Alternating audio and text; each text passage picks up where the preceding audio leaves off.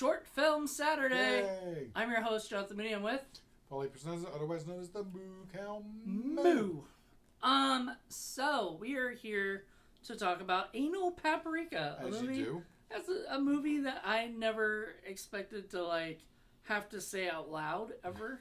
I've owned this movie on DVD for a long time. So I've known Chris Seaver. I've followed Chris Seaver's films since 2004 or 5-ish. I think it's 4. And I became a huge fan of his. So he had a store back in the day, like a low budget pictures DVD store. And I would go there and I would just go, okay, I want to buy this movie. He still does it. You just have to buy it through PayPal and stuff. I think you bought Paprika, so you've gotten a few from him. I got the Blu-ray. Yeah, you did, and I got the Blu-ray. And so he's been putting a lot of his films out on Blu-ray now. Anal Paprika being one of them. And basically what he and it was not just Anal Paprika itself. It's like the trilogy, and it's got new commentary. So if you have the old Anal Paprika sets and everything, save them. I thought you were gonna say it was nude commentary. Nude? I don't know. That'd be fun. I don't know if I want to see everybody nude, but well, you wouldn't. It'd be on the commentary track. They can just tell you that they're nude. Well, then anybody can just say they're nude. Sure. I need proof. There you are. But anyway, so I go into it. So I discovered this movie when I bought it at the store, and I thought, wow, this is pretty goofy. This is after, because this is a pretty early film, but it's after Mulva. No, I don't think it's actually after Mulva. Really? This is pre-Mulva? The first one? This is pre-Mulva. I'm sorry, Chris, if I'm wrong. I'm not I did not come completely well prepared about it, but I think Mulva was after this because what I think happened, from what I understood, was they shot something else before this. That I think it was from Almost Day to Almost Night, or Almost Night to Almost Day DVD or whatever. They would sell these at horror conventions and stuff, and their fan films and other things. And somebody got a hold of it and said they should make this, or whatever. I think it was one of the guys from Cannibal the Musical, like Matt Stone and those guys. And so they ended up, or he sent this one to them. I don't know, something like that. And I'm completely fucking this up, but the point was that they did that, and this movie got them the attention. Later, they could get people like Debbie Rochon and people like that to come in, and then they did. But this was just something they see. I thought Mulva was his first long feature. I don't think so. So he had the first Mulva, I mean. Yeah, it might be actually. It might be the longest one he had done at that time. This was not. This was a short. This was only 22 minutes. The next Anal Paprika is I think 50 something minutes, and then the last one they did, Menage a Death, is my personal favorite, was 60 minutes. So but there's no teen ape, and there's no. In the second one and the third one, there's teen ape. Okay. But they're not played by Casey Balker. Really? Yeah. He had earlier people playing Interesting. it. He had shot a short film, and I don't know if he has a copy of it anymore because he hasn't put it up on his any of his Blu-rays yet. But he had a copy.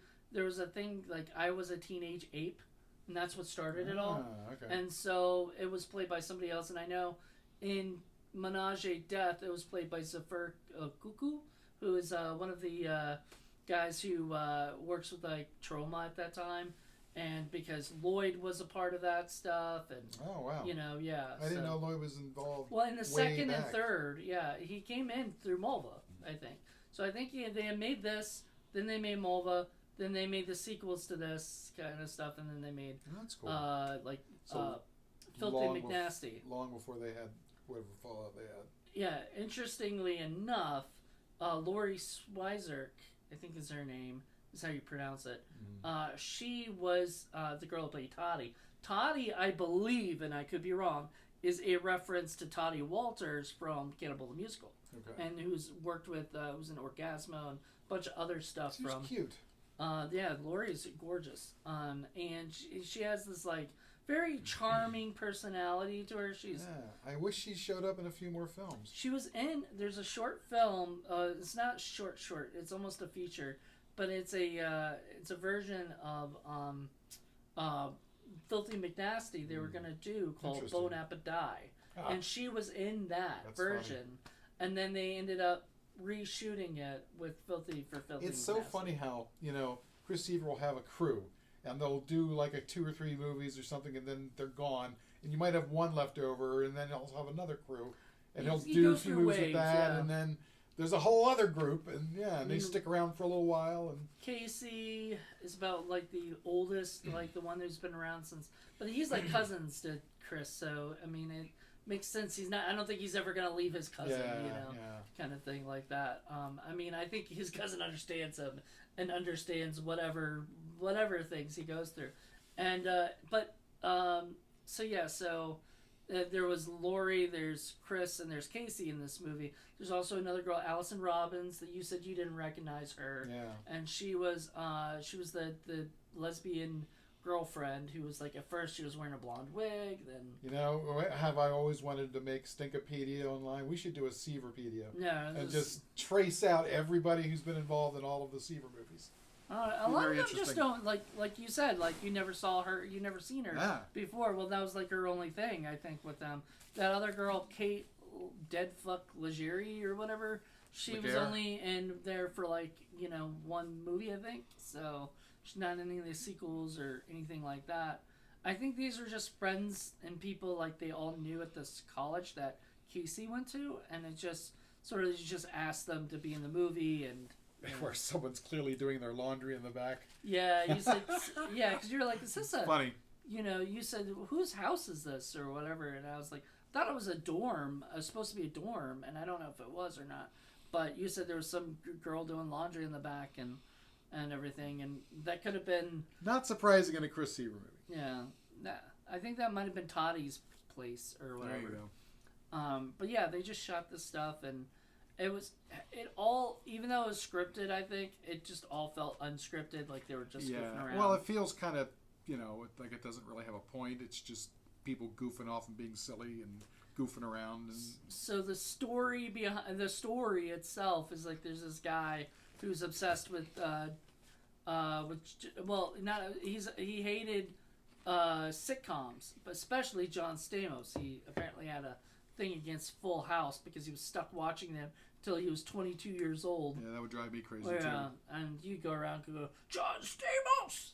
I can see you doing that, And so going around killing everybody. You look like Jack Black, and his name was Chauncey. I had never seen him before either. Yeah, I don't think he's ever been in anything else. And Chauncey never comes back like that character. I would love for like Chris Seaver to do like a multiverse movie where he like takes all his characters from all the different movies and they all kind of cross over, and all of a sudden you got Heather and Pugly. I don't know if they'll be back or not. I don't know if Pugly will be back. Well, but the unfortunate thing is that he really doesn't like a lot of his older stuff, which is a shame. I know, but it would be fun to see it like done now with them. He could kill them off again. I don't know. You have to start somewhere, so it's not that big a deal. I mean, most people aren't particularly proud of their early stuff, but it's kind of fun. It's interesting to see. I don't know. I could be wrong. I think he likes the movie. I mean, I think he had a good enough time on it, And good thing it was 22 minutes or whatever, and not full length. That would have been torturous. Yeah, Paul wasn't the hugest fan of it necessarily. I think you were more like in love with like the background of it and how it all started. Yeah, it's like it's cool to see, because I'm such a big fan of his for later stuff, especially. But like I said, it's interesting to see where they start, and it definitely has all the classic Chris Seaver touches, the over the top, crazy on purpose acting, and the way that they deliver the words and the dialogue and. I liked it. I loved it. Which you were like, I don't get that joke. But there's no. I mean, you're not supposed to. He's used it before. What? And he's used that before. Oh, he uses it all the time. Yeah. That's his thing. I don't think he uses it anymore. He's left that sort of LPP stuff. But he has done another movie recently, so hopefully we find out more about that, and hopefully he brings stuff like that back. I don't know. Fun. So anyway, it's just a goofy little short. I mean, there's no real point to it except it had some gruesome, kind of like some special effects. Yeah, it's not like it's a genre film. It's not like a horror film or, it's just silly little. It's just goofy stuff in the backyard. Yeah, backyard filmmaking. Literally. Yeah, literally go in the backyard of somebody's backyard because he knows the house right behind there or whatever. And so he picks up on all those little things that I don't even pay attention to. So can't help it. My brain's wired that way. Yeah. So there you go. I guess these characters, other than I guess nobody really pops up again, really. No, except for these three. I mean, these three are the ones who are. They're in the trilogy, but I mean, they don't go beyond that because I know he likes to reuse characters, even if they're not. Yeah, they didn't pop up in like Destruction Kings or anything. It was, but it was interesting to see Chris Seaver play a part. Yeah. That now, from what I understand, Chris Seaver wasn't supposed to act in it. He was going to just direct and he was going to whatever. And there was two guys who were supposed to come out. One was supposed to play John, and one was supposed to play Simon. And then they just didn't show up, so he just combined them, John Simon. And if you notice, the life of an indie film director. Casey Bowker's character keeps calling Simon John. I think that was a complete mix-up or something. Like there was just a mess up with it. He kept calling him Simon John. People don't show. I mean, that's never happened to us before. You have to make do, and I shot a movie, Sasquatch vs. Yeti, a promo for it, and a girl canceled at the last minute, and we had to get April Kroll to come out like last minute, and so you weren't going to jump in there with a wig and pretend? That would have been fun. I was already playing a part. I would have wanted to do two parts, but no, that could have been. That's very Ed Wood of me. If I would love to have done that. Put me in a wig. Put me out there in a dress. I hear there's Yetis in this wood. I don't know. Anyway, that's goofy. But no, we didn't do that. But and there's things like that. Sometimes you just have to go with the flow. If somebody cancels, you have to either find somebody else to do it, or you have to do it yourself. And Chris was like, "We're making this movie, like regardless." And was that like music? Any of that music, that early music from his band, or? I think that was a lot of it. Sounded like Planet Smashers, which is the big band that he used a lot. I don't think his band might have. His band was the Swanky Modes. They might have, but I'm not sure. I didn't see the music, so. But anyway, it's very very old fashioned, very backyardy, very handheld because the thing's moving all the time, and I'm like, tripod. It's funny. They learned later, but I mean, in the beginning, they were just having fun, man, shooting something in the woods. I'm very curious to see how they go because you said that the third one is the best one. So I know the second one was okay, but keeps improving. Yeah, I there were parts I thought were a little slow for it, and then the third one always kept my attention. And honestly, I have a feeling like. I'm not sure, but I don't think Chris liked that one. Chris usually doesn't like the ones I love. That's the thing. So I wouldn't be surprised. But I did. I really liked Menage a Death. There's the Anal Paprika too is vampire killers. Nice. So it's all vampires, and Menage a Death is all witches and stuff. So witchcraft stuff, and is a very big setup for like Filthy McNasty. Any witches obsessed with John Stamos? I think Filthy McNasty was made like right after part 3 because there was a character named Julian that's in part 3. So but you gotta check them all out. They're all on Blu-ray. Go talk to Chris Seaver. So if you friend him on Facebook, you can order stuff right from him, right? Yeah, I'm surprised he. I'll ask him if it's okay if I leave his information, like email address. Because otherwise, I don't think you can. Other than, I think there are certain things that are out there that he has, I guess, allowed somebody else to distribute. And I do know that there's a few things on Tubi and a few other places, but most of the stuff, especially these 3 movies, are on Blu-ray. Go talk to Chris Seaver. earlier things. Oh, yeah. I think you got to get right from him. No, you have to get right from, and he's working on it. He's doing like the LPP Classics line. This is the first line of them, and he's doing like he's up to like number 6 or 7, something like that. Something like. I'm hoping at some point there'll be a web store so that we can get whatever we want. You know, especially if it's He used to have one. DVD and Blu-ray. That'd be awesome. Surprised he hasn't put out You one. know, it costs money. It costs money to run it for like the year, and he's got to put up with, you know, getting all the copies made and all the boxes and all the artwork and just dealing with all of that. oh man, I get it. He did Heather and Pugly set, and I mean that was a really good looking set. And the thing is, if you farm that off to somebody else, then they get a slice of your money, and you know, I don't know. It's you have to do what you have to do, and he has sales all the time. So if you can't make it, but usually just go out and buy one from him. Go to conventions anymore? Some. Yeah. I think he might be at Cinema Wasteland. Oh, that'd be great. Like so you think does he still set up a table and sell stuff? Yeah, you haven't met him yet, have you? Okay. He sometimes does. Sometimes he comes and just shows up and. Just did the interview over Zoom that time. Yeah. I'd love to meet him.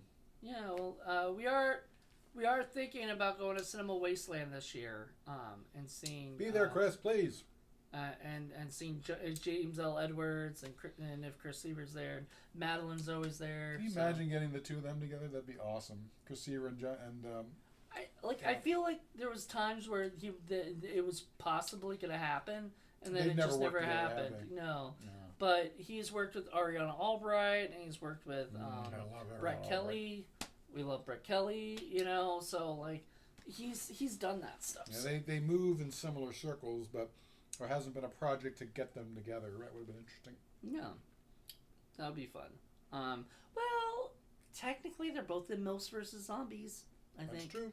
But they're not in the same scene or anything. I think Chris has like a cameo where he's like walking around. Like there's no like big thing in it. I think he's just kind of caught in it. But yeah, there you go. I think it would be great if they worked together. Well, we got to shoot a film and we got to put them both in there. I'd love to have them interacting with each other. That'd be awesome. Oh Lord, that'd be interesting. All right, everybody. Well, thank you guys so much for checking this out, and hope you guys enjoyed it. And go buy Anal Paprika from Chris Seaver. Yeah, and Paprika your own anal. Go for it. All right then. Bye.